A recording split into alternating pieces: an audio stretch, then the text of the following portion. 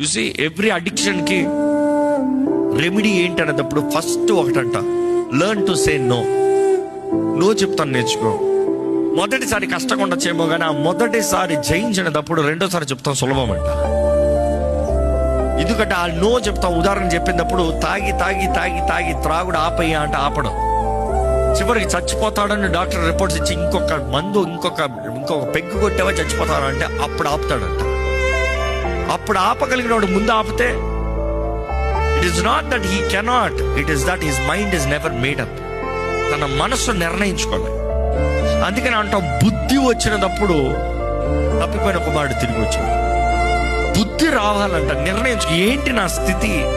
తప్పిపోయిన కుమారుడికి బుద్ధి ఎప్పుడు వచ్చింది? తన స్థితిని గ్రహించాడు. ఏంటి నా బ్రతుకు, ఏంటి నా జీవితం, ఏమిటి నా పరిస్థితి, ఏంటి ఏముంది నా బ్రతుకులో. ఈరోజు ఇక్కడ ఉన్నవారు మీరు